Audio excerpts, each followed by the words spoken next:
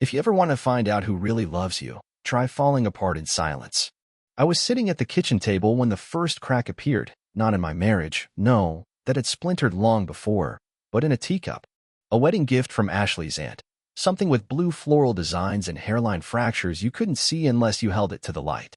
I lifted it to my lips, took one sip, and the handle came clean off in my fingers. I remember staring at it for a long second, thinking, that's fitting. Not dramatic. Not some cosmic lightning bolt. Just accurate. That day was a Tuesday, and Tuesdays were always weird in our house.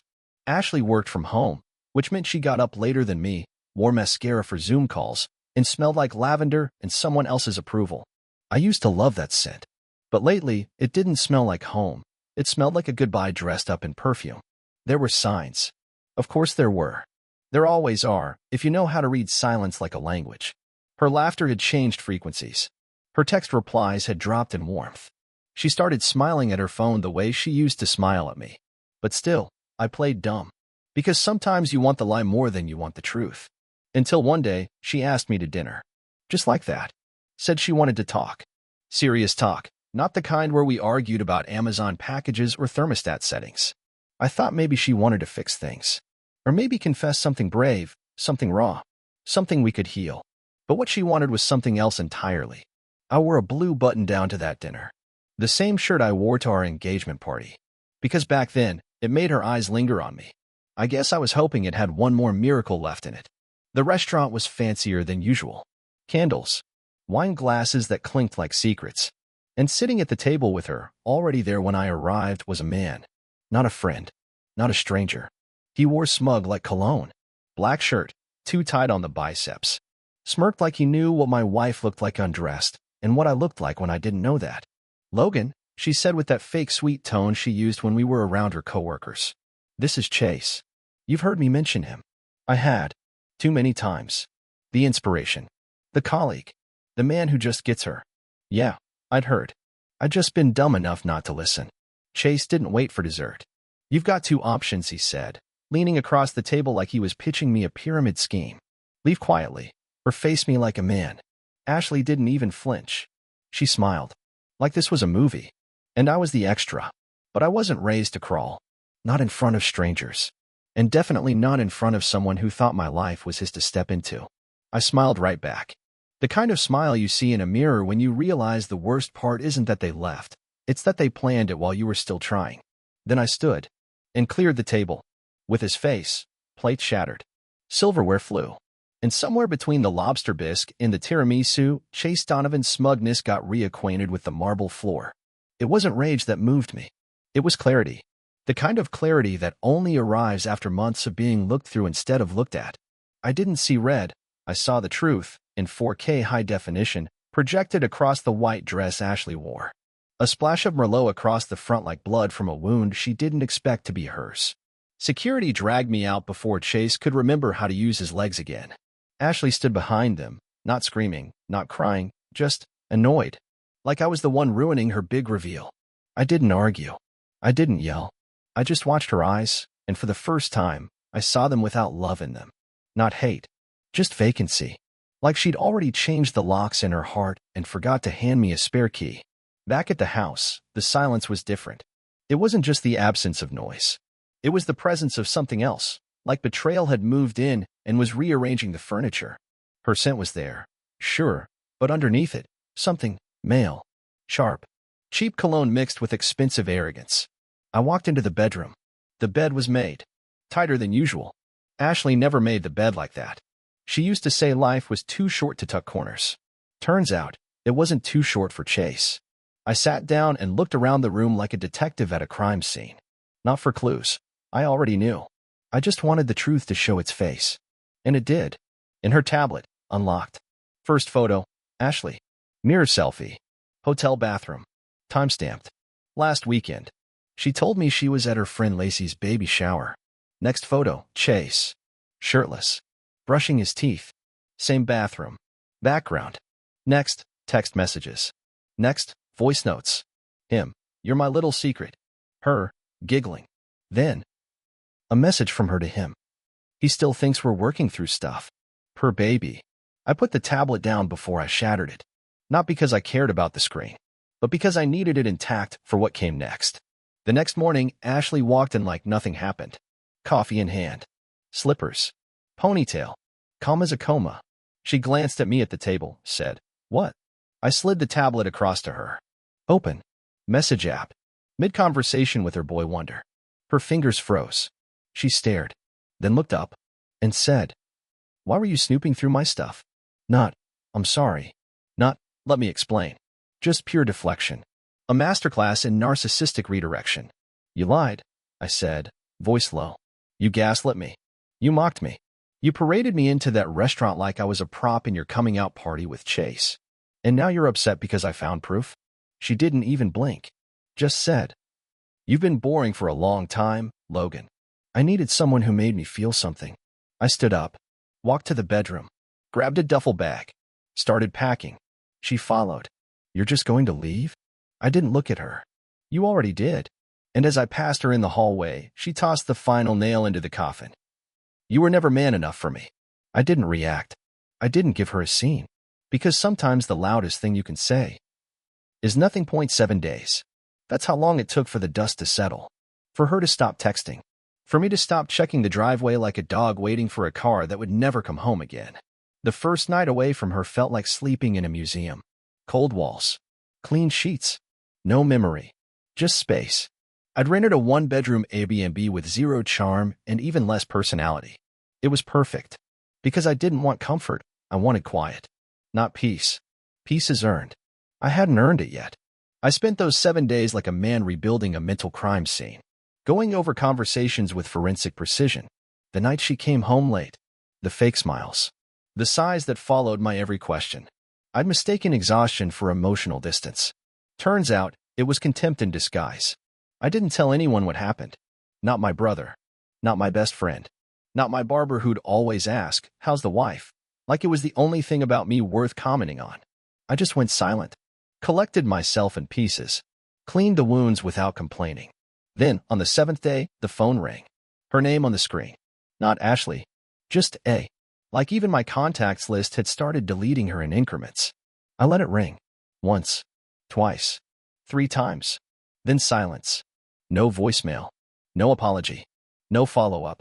Because respect, real respect, doesn't beg for attention after it's thrown you away.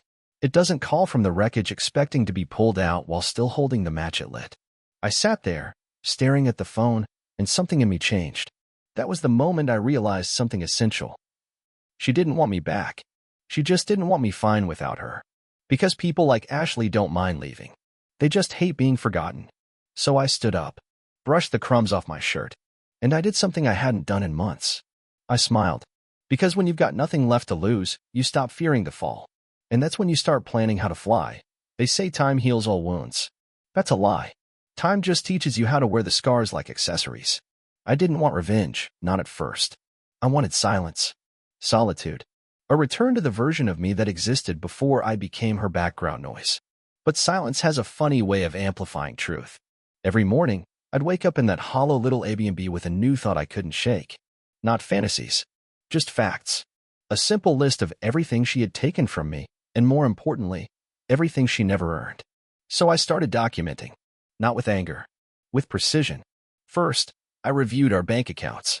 Turns out Ashley had been testing the financial waters behind my back like a woman planning her exit months in advance. Transfers to a separate checking account. A private P.O. box. A second phone number billed through a friend's company. She wasn't sloppy. She was strategic. And that's when it clicked. If she treated this like a business deal, then so would I. So I made a new plan. Day 1. I visited my lawyer. "Divorce?" he asked, his brow raised, trying to read me. I nodded, but then added, "and full disclosure tracking. I want everything, assets, messages, metadata. I want to know where the cracks are in our game." He leaned back, smiled like a doctor hearing a patient ask for surgery instead of pills. "You're not the first husband to walk in with that look," he said. "What look is that?" "The look of a man who isn't interested in surviving, but winning." Yeah, that sounded about right. Day 3. I paid a visit to an old friend from college, Jonas, who now worked in cybersecurity. The guy had spent most of his adult life making banks nervous and hackers jealous. I gave him a rundown, no embellishment, just facts. She lied. She cheated. She used my money to fund her affair. And she did it while trying to make me feel like the problem. Jonas gave a low whistle. You want access? Or you want leverage? Both. He nodded and cracked his knuckles. Give me 72 hours. Day 5. I drove by the house. Our house. Well, her house now. The one she and Chase were likely defiling with scented candles and faux intimacy. I didn't stop. Just cruised by like I was checking on a rental property someone else had wrecked. And as I passed, I saw the curtains flutter. A silhouette. Broad shoulders. His. But that wasn't what hit hardest. It was the new car in the driveway. A red BMW. Convertible. Ashley used to call that a midlife crisis car. But I guess when your new boyfriend is built like a protein shake and has the IQ of a coffee table, you change your definitions. I drove away. I didn't rage. I took notes. Day 6. Jonas delivered. He didn't just get into her old emails, he unearthed a treasure trove of arrogance. Screenshots. Deleted messages. Calendar entries with Chase's initials. Hotel check-ins under fake names that tied back to a burner card funded through our joint account. But the best part? An email chain between her and a real estate agent about selling the house. Without telling me. She planned to move across the state with Chase, take my half of the equity, and start fresh. A clean slate paid for by my hard work and her fake tears. Now the blood was boiling. But not the blind kind. This was cold. Measured. Focused. She wanted war? Fine. I was ready to fight like a man who'd already lost everything. Which meant I was dangerous. Day 7. I made the call. To Ashley. She picked up after 2 rings. Probably surprised. Logan, she asked, cautious. Confused. Don't worry, I said. I'm not calling to yell. A pause. I could almost hear her lean into the phone. Okay. I just wanted to say thank you, I said, calm as steel. For what? For making this easy. She laughed. Forced. Nervous. Logan, if this is about... It's not about you, I interrupted. It's about me. And with that, I hung up. Because that was her line, wasn't it? The one she used when she walked out. It's not about you. It's about me. Funny how hollow that sounds when it comes back around. But I wasn't done. Not by a long shot. That same evening, I filed a court motion freezing the sale of the house. Jonas provided evidence of the hidden finances. My lawyer lined up the timeline. The judge signed the injunction within hours. Ashley would find out in the morning. No warning. No negotiation. Just a full stop. And here's the kicker. I also contacted Chase's employer. See, when a man uses company funds to impress a married woman, and those funds show up in receipts tied to corporate cards, that becomes a compliance issue. His boss didn't say much over the phone. Just 2 words. We'll investigate. But that was enough. I wasn't destroying them. I was simply holding up a mirror, letting their own reflections do the job. The next morning, I went for a walk. No destination. Just motion. Sometimes, moving your feet is the only way to convince your mind to stop spinning. The streets were quiet. Still wet from last night's rain. The kind of morning that smells like everything's been reset. I passed a bookstore Ashley and I used to love. She liked the smell of old pages, said it reminded her of her grandfather. I used to find her there for hours, tucked into corners, flipping through novels she'd never finish. She liked beginnings, not endings. I realized that now. Across the street, a cafe. Familiar faces. People who used to ask, how's married life? With a grin, back when a ring on your finger meant something more than just a failed investment. I didn't go in. Instead, I kept walking. Back at the rental, I found 3 emails waiting for me. The first, from my lawyer. Ashley had tried to contest the house freeze. Denied. Apparently, emotional inconvenience doesn't hold up well when you're caught lying about finances. The second, from Jonas. A short message, but the attachment said everything. Chase had been put on leave pending investigation. Turns out his job didn't appreciate using company cards for weekend getaways with someone else's wife. Who knew? The third email was from Ashley. No subject line. No pleasantries. Just one sentence. Why are you doing this? I stared at it for a while. Why? Not because she cheated. Not because she lied. But because she thought I'd roll over and let her decorate the ruins with throw pillows and matching wine glasses. Because she looked at me across that restaurant table and saw a man she thought she'd broken. That's why. I didn't reply. Some questions don't deserve answers. They deserve consequences. That afternoon, I visited the bank and opened a new account. Clean slate. No ties. No shared access. No reminders. Transferred everything that was legally mine and left the rest untouched. She could keep her half. It was never about the money anyway. It was about the principle. Back at the rental, I stood in front of the M. It was the first time in weeks I looked into my own eyes without flinching. Not because I was healed, but because I was finally done pretending I was broken. Let her rebuild her life from the rubble she made. Let Chase find out that cheating isn't charming when the job offers dry up. Let them both discover that happiness built on betrayal doesn't weather real storms. Me? I had no fireworks. No grand gestures. No dramatic confrontations left. Just a steady hand. And a quiet kind of fire. They always tell you revenge is a dish best served cold. But no one ever says how quiet it is. The house was still under my name, until the sale went through, that is, so I had a locksmith change the garage code. Legal? Barely. Satisfying? Absolutely. Ashley came home to a red blinking keypad and no access. I imagined her standing there, keys in hand, squinting at the screen, realizing her empire of deceit didn't come with a security override. She called me 3 times. I didn't pick up. By evening, I received a message from Chase. A long-winded paragraph about being men and keeping emotions out of it. I scrolled through it while chewing on a sandwich. No response necessary. Men like him mistake silence for weakness. That's the mistake I used to make. Meanwhile, my lawyer moved fast. The divorce filings were clean, sharp, and delivered with a bow. No alimony. No settlement beyond what was equitable. Everything documented, screenshots, hotel receipts, bank withdrawals, the burner card. Her signature was a formality now. The judge wouldn't need much convincing. But that wasn't the part that mattered. The part that mattered was that Ashley finally saw what it feels like to be powerless. To lose control. Not because someone screamed louder, but because someone stopped playing the game. That night, she left me a voicemail. Just a breath at first, then a soft. I didn't think you'd turn cruel. I didn't. She did. I just finally mirrored it back. 3 days after the paperwork went through, I heard a knock at the door. It was raining again. Not a storm, just one of those soft, persistent rains that sounds like it's trying to wash away the past. Ashley stood there. Not crying. Not screaming. Just hollow. I just want to talk, she said. I opened the door, stepped aside. Not out of courtesy. Out of curiosity. She sat on the edge of the couch like it was unfamiliar. Like she was visiting a museum dedicated to her past mistakes. You didn't say anything, she whispered. I didn't. You could have told me you knew. That you were planning all this. I raised an eyebrow. Would it have changed anything? She looked down, picked at her thumbnail. I was scared, she finally said. Of growing old. Of waking up and realizing I settled.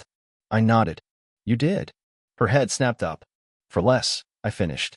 She winced. Then smiled. Just a little. That's the first joke you've made since this all started. It wasn't a joke. I stood up. Walked to the door. We're done here. She hesitated. Then walked past me. But before she stepped outside, she turned and said, You know, someday you'll thank me.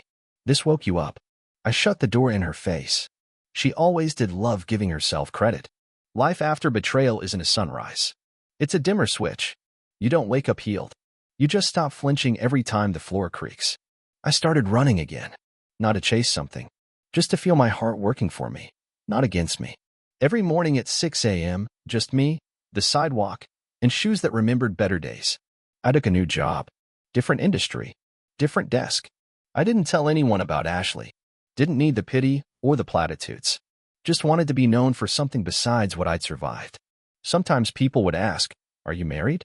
No, I'd say, Not anymore. And then I'd smile. Not the bitter kind. The free kind. I saw Chase once, outside a grocery store. He looked smaller. Like someone had let the air out. Word was, he'd been let go. Quietly. No headlines. Just a clean deletion from the company website. I didn't approach him. Not because I didn't want to. But because some endings don't deserve sequels. They say time is the great eraser. But in my case, time was a vault. A year passed. No calls. No messages. Ashley vanished from my life like a storm that exhausted itself. One morning, I opened an email from the title company. The house had finally sold. My share landed in my account. No note from her. No goodbye. Just money. That was the real ending, I think. Not the fight. Not the paperwork. But the quiet transaction where she officially signed away the last thing we ever shared. I thought I'd feel something. rage, relief, nostalgia. I felt nothing. And that's how I knew I'd won. They thought I'd come unhinged, that I'd fall apart, scream in the streets, chase closure like a dog chasing headlights. But I didn't. Because the best revenge doesn't come with fire and brimstone. It doesn't come with dramatic exits or grand speeches. It comes when you walk into a room, and your name no longer brings up pity, but respect. It comes when people say, "Man, you handled that with class," and you nod, because they don't know what you held back. It comes when she hears your name in passing and flinches, because you're not broken, you're better. It comes when you smile and mean it. The truth? I didn't destroy her. She did that all on her own. I just made sure the mirror stayed clean so she could see it.